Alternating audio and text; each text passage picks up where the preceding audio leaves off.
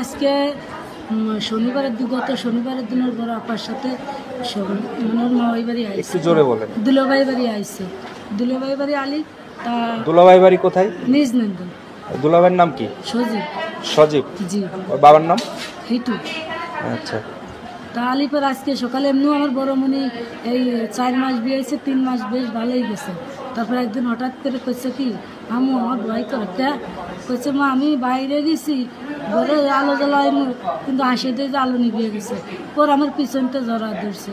তা আমি বলছি অনেক সময় অনেক কিছু হয়, হয়তো সজীব বউ থাকতেই পারে, তা এরকম কিছু না। তারপর মিয়া অনেক ভয় পায়, এবার অনেক গুজো টুজো মনিরে পাঠাইছে, তাই মনিরে সাথে দিছি, খালি ভয় পায়। তা ধরুন একটা মেয়ে বিয়ে দেখতেই চায় না যে আবার ঘরে আনবো, আমরা হলাম গরিব মানুষ, তাই মনিরে দিছি সাথে। কিন্তু আজকালকে আমার মনির আসার কথা, আমার মনিরে একা ভয় পাই বলে আমি পাঠাইনি। আজকে 11টার দিক ফোন দিয়েছে, ওর মা ওই ফোন দিয়েছে যে মনি এলো অসুস্থ, আসানতে একটু কী হয়েছে। মানে আমি যা বাড়ি পার গেছি শুনি যে হাসপাতালে নিয়ে গেছে, হাসপাতালে যাই দেখে আমার মনি এইরকম। তারপরে ওর মা ওই ভর্তি করে তুই বলাইছে আর নেই। হসপিটাল কোন হসপিটালে? মাগুরায়? সদরে। মাগুরা সদরে।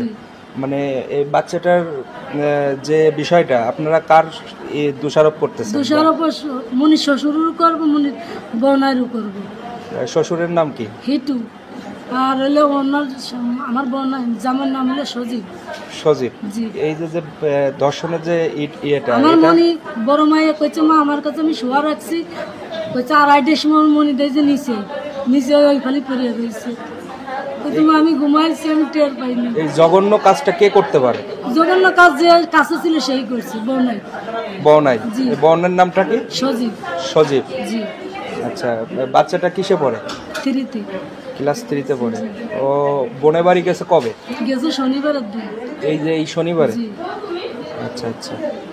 তো আপনারা ফরিদপুর নিয়ে আসলেন, তো ফরিদপুর কিভাবে আপনারা জানলেন যে ওইখানে ভর্তি করার পরে আপনারা ছিলেন? ওই জায়গাতে আইনে দিয়ে ভর্তি করেছে, ভর্তি করে তারপরে ডাক্তার মাক্তারে দিয়েছে, সব আইসে এসে দেখেছে ওই অবস্থা।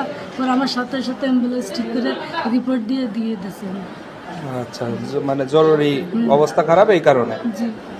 আর ওর যে আমার বড় মনি যে শাশুড়ি পলাইছে। তো আপনারা কি এই যে জঘন্য কাজটা হয়েছে এই কাজের কি আপনারা যে দোষী তার বিচার চান? জি। আচ্ছা। কারণ অত না বললো, অত সাবাল লোক না যে ডেয়ে রাখবো কিংবা মানুষের কিভাবে একটা মানুষ শিয়ালকুড়ির মতো এইভাবে এরকম কাজ করে। কারণ আপনাদের তো বাচ্চা কাচ্চা আছে, আমার যে কল দিয়ে বেটে যাচ্ছে সারাদিন বোঝাতে এই অবস্থা দেখছি। কত কষ্ট করে মনি মানুষ করেছি জানেন। আমি গরিব মানুষ, আমি ছোটো মাই বিয়ে দিছি, ওই মনির আব্বুর মাথায় সমস্যা মানুষের মনে বেলায় ছোটো মানুষ বিয়ে দিছি। বড় মনির বয়স বেশি না, 14 বছর বয়স। ও কি বলতে পারছে? ও কি বলছে? আমার কোথায় হুঁশই নেই, হুঁশই নেই, যেভাবে রয়েছে সেইভাবেই। মানদিন ও মেয়ের সাথে আমার মনি আসছে, ওদের বাড়ি গেছে, যাওয়ার পরে সকালে হলো আগে কথাবার্তা হয়, এই সকালে হলো ফোন দিয়ে আগে বড় মেয়ে একটু কান্দ হয়ে তারপরে হচ্ছে খবর শুনি যে মেয়ে এডে এরকম।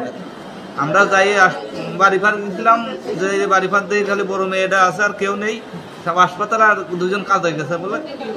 তারপরে হাসপাতালে যাইয়ে মনি দেখি যে এই অবস্থা। ঠিক আছে, এর তারপর বলেন যেটা মানে এই যে সুষ্ঠু বিচার কাকে সন্দেহ করতেছেন যে এই কাজটা করতে পারে?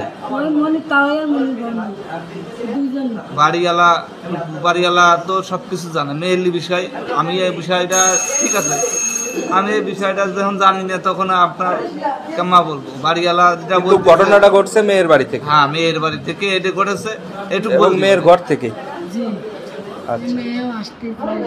তো আপনারা কি এই বাচ্চাদের সাথে যে ঘটনাটা ঘটছে